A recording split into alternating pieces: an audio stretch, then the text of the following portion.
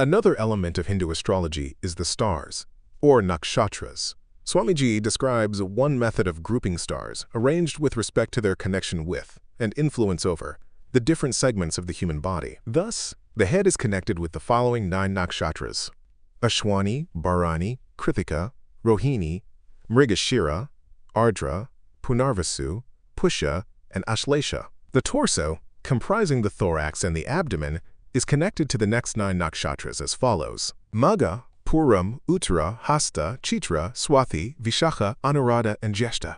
Lastly, the lower body consisting of the pelvis and the legs are associated with these 9 Nakshatras: Purvashada, Ashada, Uttarashada, Shravana, Avitam, Sadayam, Puratari, Uttaratahi, and Revathi. Depending on which astrological house these stars are positioned in a chart, specific influences on an individual's life will be conferred. One example Swamiji cites is when 2 or 3 of the 9 head nakshatras are positioned in exaltation in Mesha, or Aries, then that individual has a high probability of becoming a king or a powerful leader, although less powerful in influence. When 1 or 2 of the stars are in these houses, there is still a possibility of ascent into high power.